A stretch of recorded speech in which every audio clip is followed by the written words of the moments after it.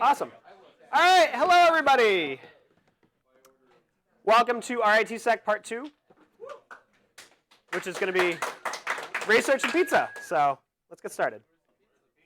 It's coming. If you guys haven't already, please sign in at signin.ritsec.club. The pizza's coming. It's not a lie. So the first thing we have once you guys sign in is the second CA amendment to the Constitution, which Jack is going to come up and talk about. I should not have clicked this on already. Let's go, Jack. Wow, okay, thanks, guys. Hey, everyone. There's an amendment to the Constitution. It means that there are now 2 CAs. If you think this is a terrible idea, you can repeal it. Does anyone want to repeal it? Cool. All right. Then it's going to be a part of our Constitution from now on. You can read all about it. What's up? No. That is not how e-board amendments work. Scott, if you would like, you can read the Constitution on our GitHub. Anyways, it is in releases. You can read it there. Anyways, yes. So this will be official now. We're going to try and hold elections for a second CA before the summer so that we can get them started and going. But yeah, does anyone have any questions about this? Yeah, what's up, Dan? Nope, it's an election. You get nominated and, present. Same deal. What's up, Robert? Yeah?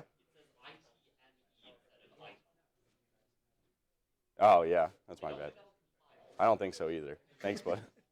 But this is except you just moved it with it not in a non-compiling state. Uh-oh. We'll figure it out. Got him. We need continuous integration. Yeah, we do. Anyone else? Yeah. All right. Oh, what's up? Kyle?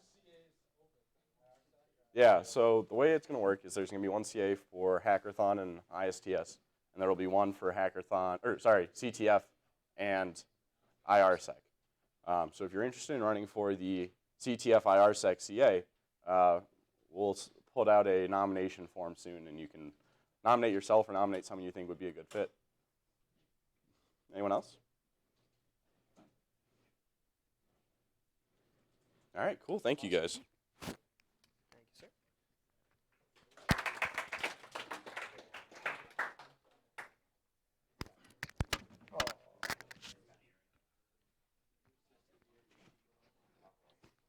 All right, so the next thing we have is the movie night. We are going to have movie night next Tuesday, which is reading day. Time is to be determined, but we will post announcements in Workplace with...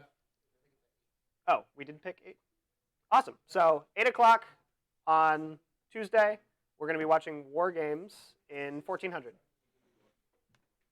So Alicen, do you want to come up and talk about the swag?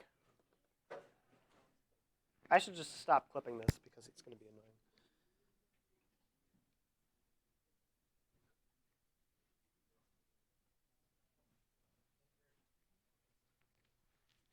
What's up, guys?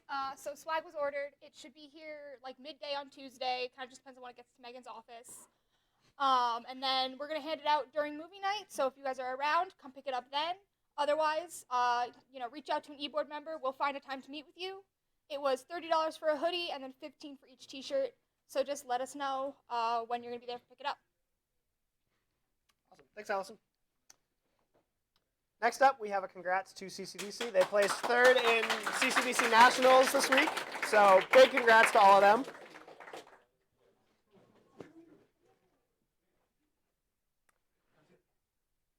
And a huge thank you to all of the sponsors that we have that help support the club and helping us run through all of our events, ISTS, IRSEC, Hackathon, etc. So thank you to all of our platinum sponsors. And the gold, silver, and bronze sponsors that we have. So if you guys pull up the newsletter, you can follow along here at home. or here in the room. Oh, that wasn't the button that I wanted. Yep, there we go. Awesome. So the first article we have is FedEx wants to move to blockchain for all of its international shipping. Yeah, so FedEx, their CIO says that the moving to blockchain for chain of custody and things like that for shipping stuff across international borders or even domestically has a lot of benefits in order to actually maintain a solid chain of custody and have a certain amount of security from endpoint to endpoint, meaning where it's shipped from and where it's being received. You can kind of dig a little bit more into the article, but that was the gist of it that I got when I read it.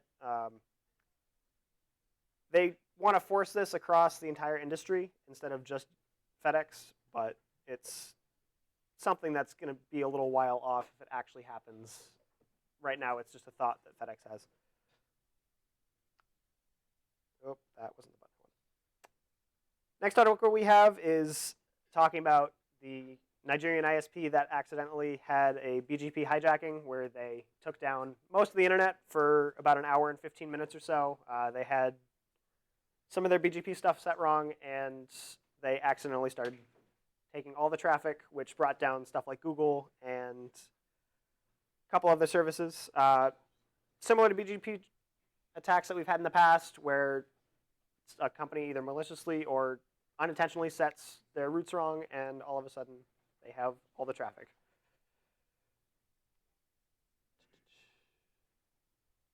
So this started with an ISP in Nigeria, which pivoted out to China, where another company adopted it, and then it continued out to propagate until people went, oh, things are breaking, we should fix this.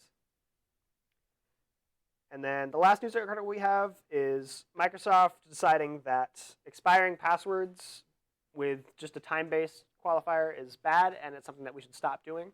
The gist of this was that Microsoft has done some research and realized that just expiring passwords based off of a certain amount of time actually leads to decreased password security, because you're going to get things like when you expire passwords every 90 days, people are just going to start setting their passwords to anything that meets the password requirements, plus something like summer and then the year, or winter and then the year, and it's actually decreasing organizational security in password requirements. So they're proposing just getting rid of expiring passwords based on time alone, and instead adding additional quantifiers based off of analytics of the passwords and actual usage of them to expire that way instead of just the time. So yeah, that's all we've got for news today. First up, we have Nathaniel. Yeah, so Nathaniel, do you want to come and get set up? Thanks, Joe. And what we're going to do is, while Nathaniel's talking, hopefully the ZA, I'm talking about, the apostrophe ZA, will arrive, and it'll be all set up. When we're done, we can form an orderly line and sign in at ritsec.club and get the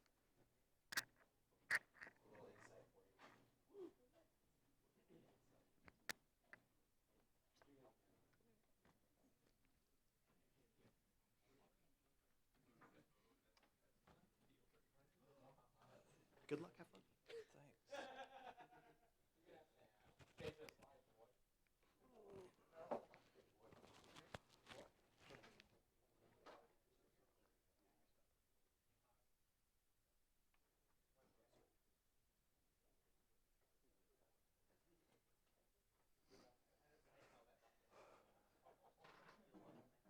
Is that good?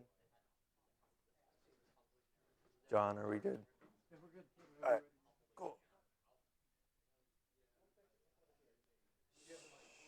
Yeah, I do.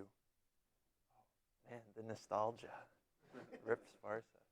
All right, so welcome to my final presentation of the year.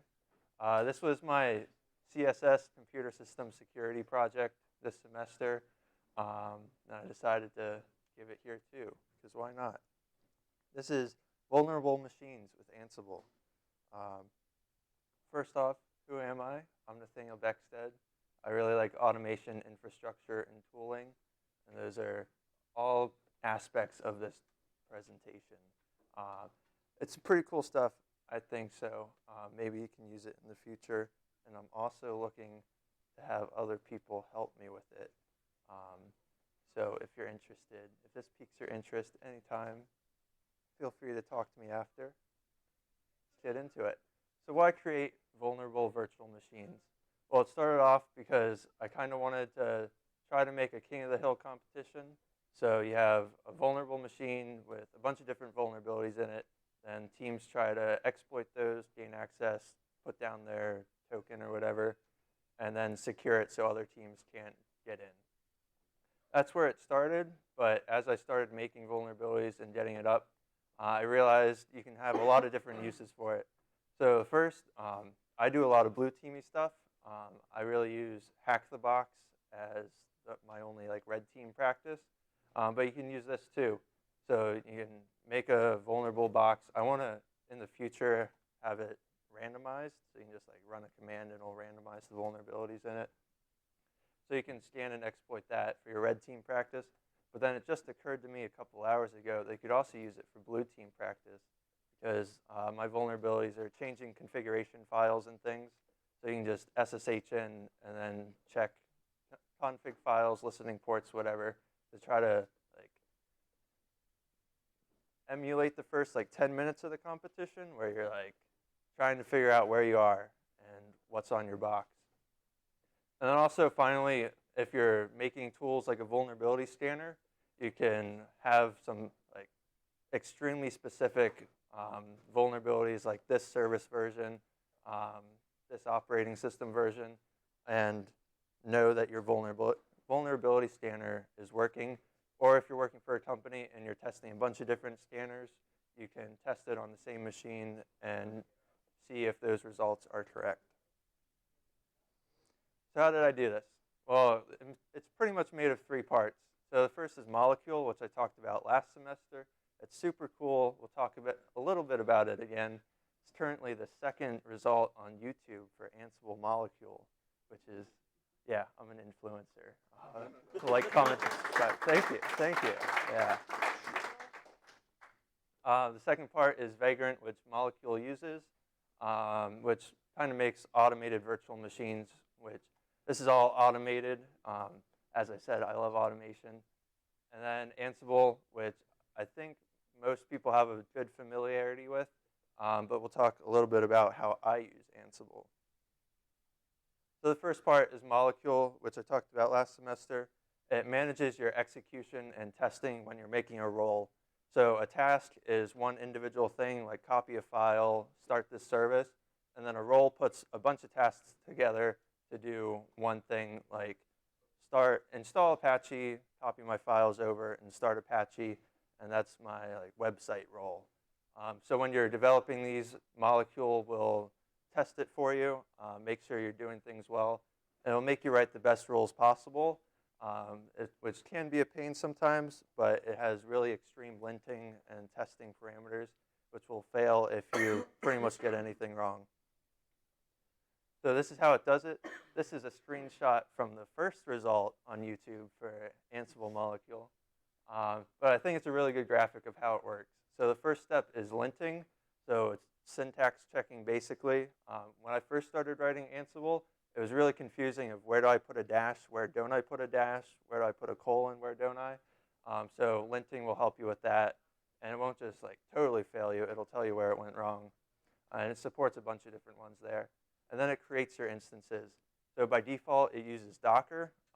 There's Ubuntu and CentOS images for Docker.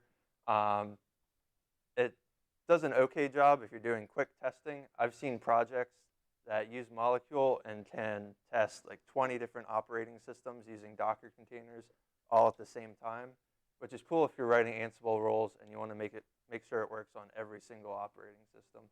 I chose to go with Vagrant, which we'll see. It does a better job of emulating a real environment. Docker kind of struggles with a bunch of different services and processes. It's really made for microservices. And it also supports cloud stuff like AWS and Google Cloud, and I think VMware too. Then it executes your playbook. That's kind of self-explanatory. But then finally, it'll test your actual VM or Docker container using testinfra, GOS, or inspec. So I have we'll use my example of the website thing. So I copy my files over, start Apache, but how do I really know that Apache's running on port 80 and the file that it serves is the actual file that I want, not just the default HTML file?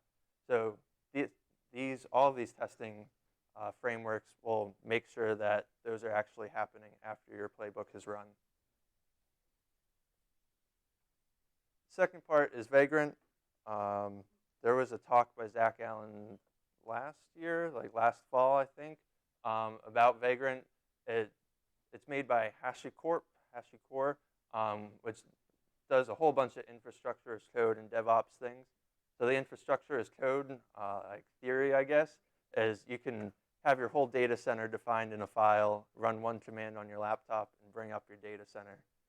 That's like taking it to the extreme. But a little example here, this was from one of my CSS labs.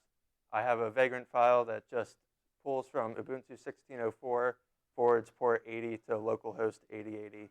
So I run Vagrant up, and it creates this virtual machine. There's no installing ISOs or copying lab VMs to my hard drive or whatever. I just run this command, and it starts that VM. You can do a whole bunch of other stuff with it. You can run bash scripts and Ansible scripts as you're bringing up your VM. It's made kind of to, say you're making demos for a security club, and you don't want to have everyone download a 2 gigabyte, maybe 4 gigabyte, 6 gigabyte VM file. So you can have a Vagrant file that does all that setup for you. And then you can post that on GitHub, pull down that like 10 byte file, and then run Vagrant up, just theoretically. Maybe in the future, who knows? This is an example from their website. Basically, you just do Vagrant init in your operating system or image. It has a bunch of custom stuff, but Ubuntu and I think CentOS run their like official images as well. And there's some Windows stuff too that I haven't tried out, but that would be pretty cool if those work. You run Vagrant up, like I said, and then you do Vagrant SSH, and you get an admin prompt in your VM. And finally, the cool part, Ansible and how we're automating these vulnerabilities. So if you don't know what Ansible is, or you only have a little bit of understanding, so it's configuration management software. So I'm managing thousands of servers in my data center, and I have to update a file, or I'm running a competition, a security competition, and I'm managing a dozen teams, and I want to make a change to all of these different servers. Instead of manually going in, SSHing into each one, changing that file, doing like team 4 for team 4, team 5 for team 5 here, Ansible will do that for you, and it'll do it exactly those same changes every time. There's no figuring out or making mistakes. So I used Ansible in kind of a weird way. So normally you have a role for each thing. But I didn't want 50 different vulnerabilities taking up 50 different roles in one directory.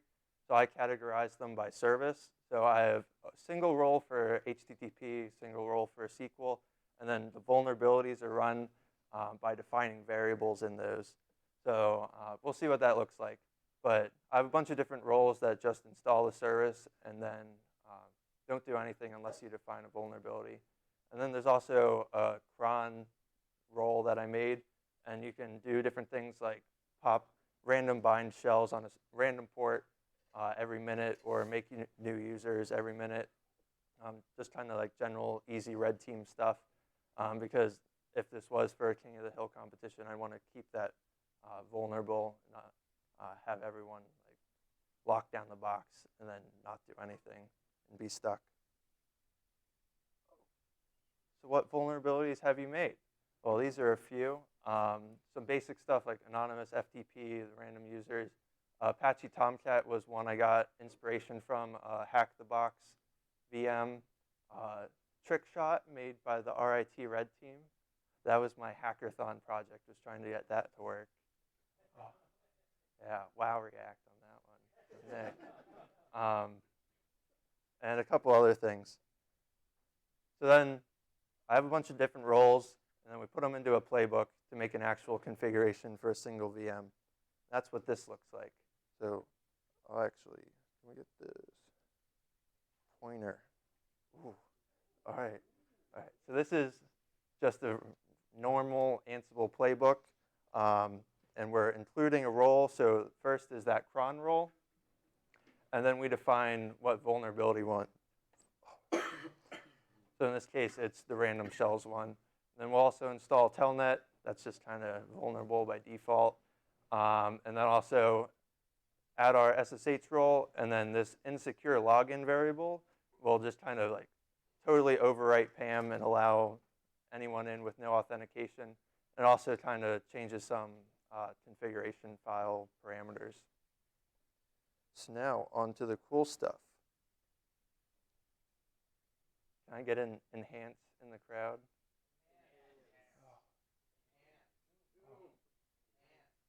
All right.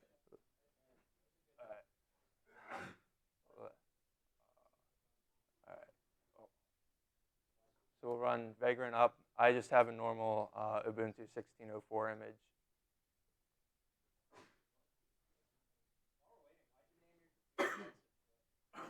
That's the project name, because we have holes in this VM. But yeah. Yeah, it's a cheesy joke. Yeah. Oh, I can bring up VirtualBox too, so we can see that this is actually working.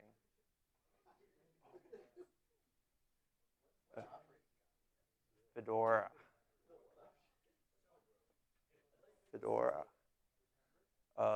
29.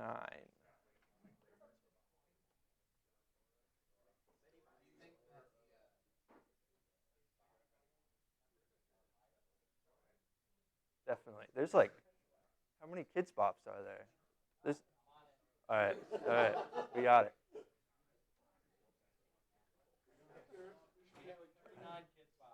Really? Only 39? Wow. Man, I thought there were more than that. There had to be like 70.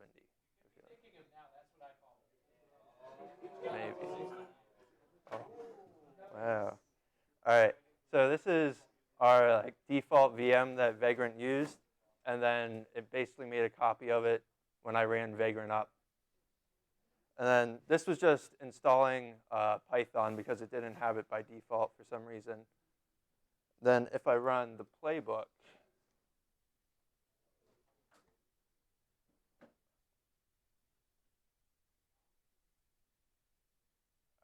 so it already did the cron jobs. That was pretty fast. It'll install telnet, which should only take a couple seconds.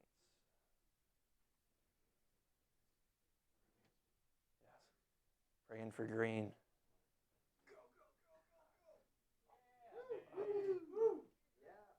All right. So here are SSH configs, and then we did it.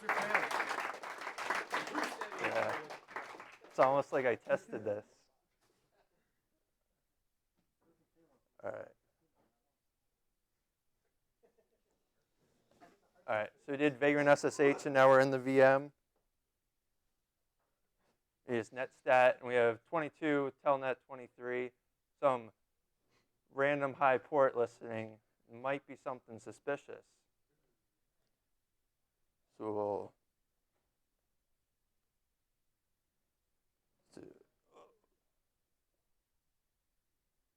whoa, we have a shell. Yeah. I'll back out. Let's do root at localhost. And Vagrant forwards 22 to 2222. when you run Vagrant up, because it does Vagrant SSH through that. And so I have an Ansible host file that uses the Vagrant private key and the Vagrant user. Oh, awesome. What?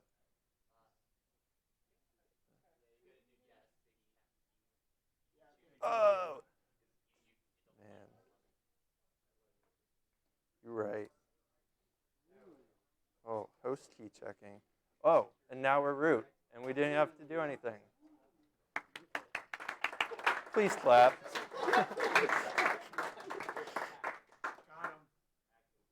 All right, and then last thing.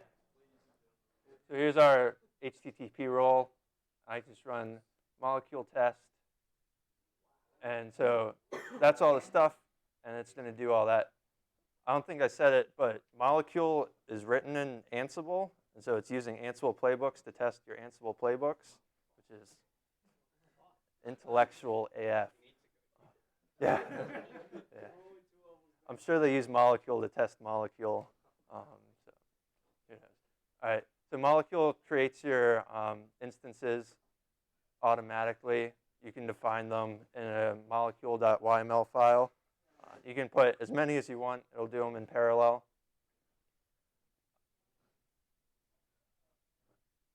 Probably just let this run. This is going to take a while. HTTP has shell shock, so we're compiling bash 3.0 from source. So I'll take questions now. Scott. So if someone were to be releasing like 6 gigabyte VMs all the time for security challenges, you said a way to fix that would be using something like Vagrant. Yeah. The issue I found with that is they have Vagrant SSH, and from there, that user, they will have full root privileges. Yeah. We were thinking about doing Docker files too, but it's the same general thing. Just Docker exec Yeah, you have as root on everything. Do you know if there's a way to fix that? Yeah. So Scott, our tech lead, asked, or commented and asked, so if you're using Docker or Vagrant as your release platform for demos, those tools are meant to give you root pretty easily. So you can test things like Docker exec will just give you root. Vagrant is a default admin user. You could, at the end of your Vagrant file, you could remove the Vagrant user. But yeah, that is a good. Point, then they could just go in and modify the file. That was my issue with it. Yeah. I don't think so. Yeah, that's a good point. I wish I could just get files out.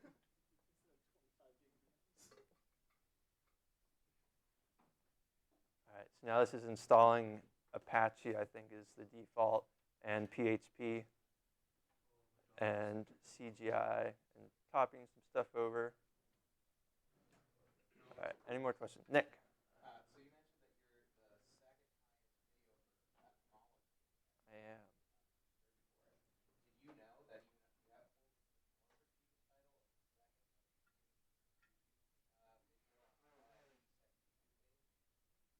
Wow.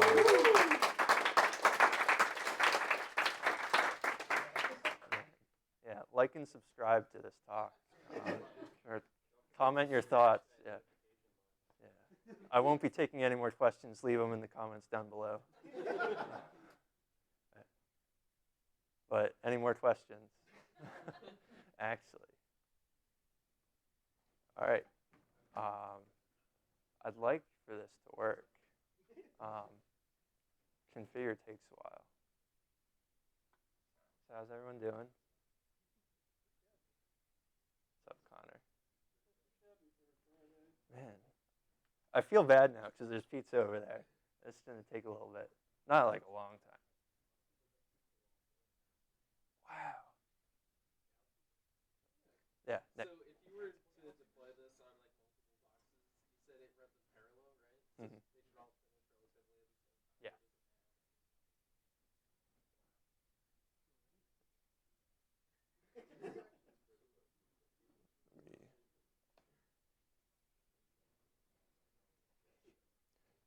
I can show you a molecule file.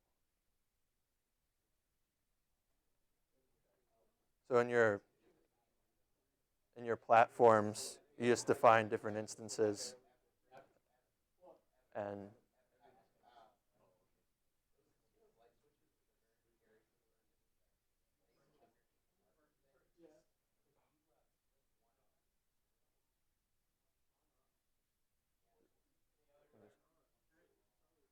oh, wrong one.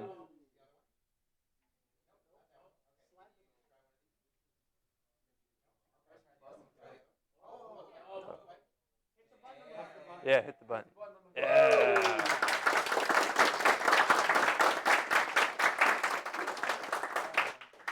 Yeah. So this is where you define your instances. Yeah, this is where you define your instances, and you put as many as you want. It'll make them all at the same time. Like I said, I wish I knew what project that was, but there were like 20 different operating systems that they were testing, and they were doing it all through Travis CI too. So if this is done, awesome. Okay, so we failed, but I wanted it to fail. So molecule tests for idempotence, which means I run my playbook once, it makes its changes. I run it again, and it shouldn't change anything because it's already been changed. And it'll fail your test and destroy your instances, which it's doing now, if it fails that. So the big two that aren't idempotent by default are restarting services and running bash commands, which is what I'm doing here. And yeah, it doesn't like that, so it fails it for you, which feels bad, man. But thank you. That's all I have.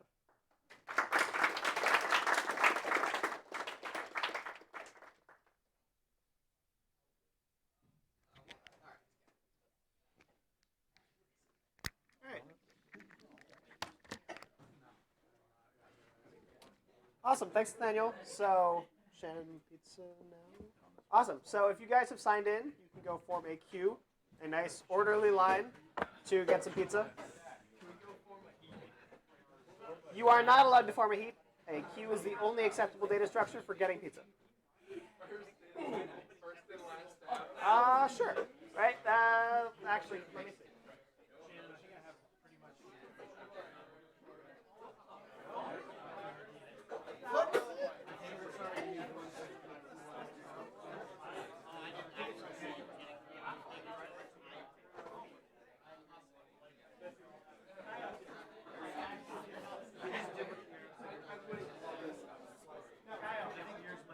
Like you technically do, but we're gonna do the work.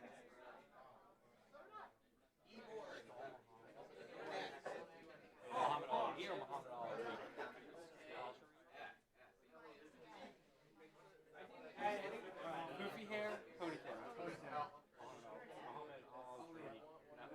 He goes by Ali. There's a different Muhammad Ali. There's two Muhammad Ali. Oh, yeah. Technically, it's not Ali. It's like all. Anyway, I need to catch up with you in a minute.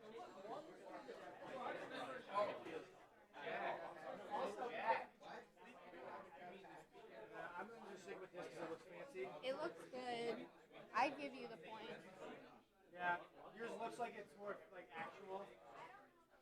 I don't know though. So.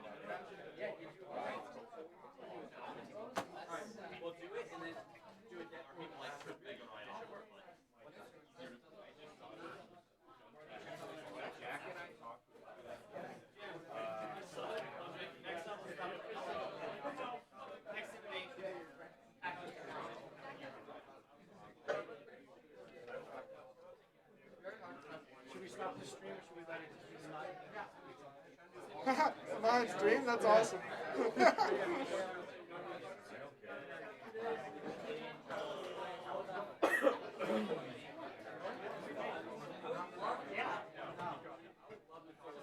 This isn't your house. Yeah, but apparently we're on stream. That was my concern earlier, and I was like, Hopefully you can't hear me. lifts up your leg a little, your pant leg a little bit. Look at how sexy these legs are. You swim, right? So you've got the sexy legs, yeah. Hell yeah.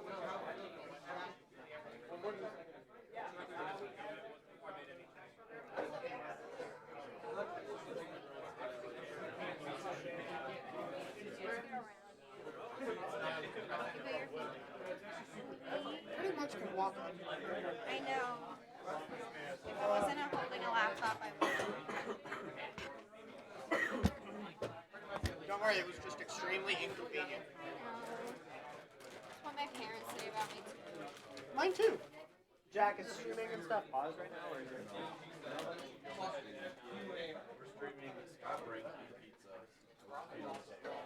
You hear my bag crunch? I just You hit hear my bag surprise. crunch?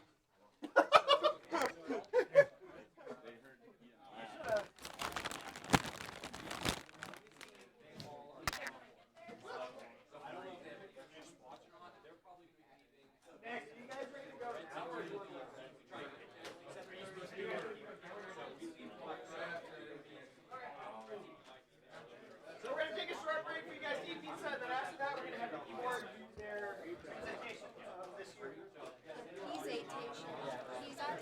Was I supposed to put anything in there? I think me and Russ just have a slide that says education, and we're just gonna wing it. We were gonna put the demo stats, but yours was messed up, remember? Oh yeah. Demos went well. Some things broke. TLD. What? I did Newman's I don't know if he can. I'm pretty sure he can. I think you can only read Ansible. Plain English just doesn't make sense. Ansible and anything to do with ESXi is all he can do. Yikes. So, That's not true. That's just all he can read. What? You thought I was gonna knock it down? I just pushed it a little. no, I did that at the same time. Yeah. And, Yeah, no, that was. I thought that was attached to the ground. Yeah. Apparently it's not. Yes. The more you know.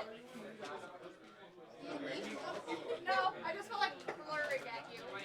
It was entertaining, mostly to see your reaction. I thought Cardi B came.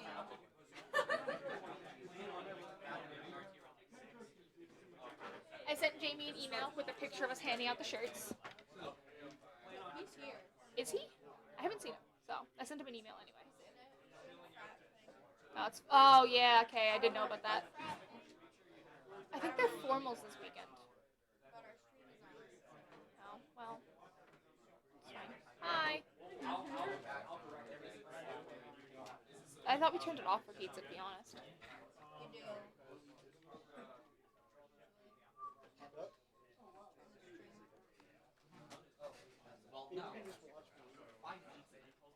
It's a little weird, but like, whatever. Is it not? No, it's not. Well, Want to read them a story? Like a short story? read them a short story, Scott. I want to see that happen. Fan fiction. I have a really well cooked meal at home.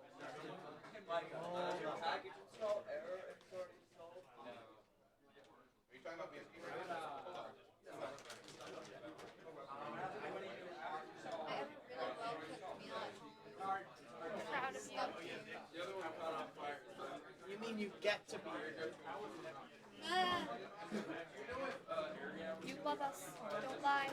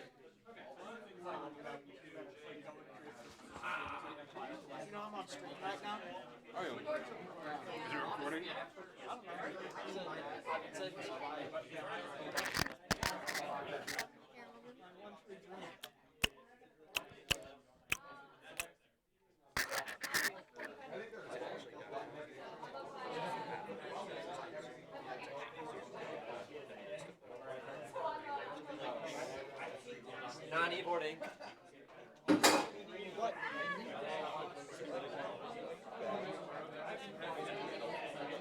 Spaces.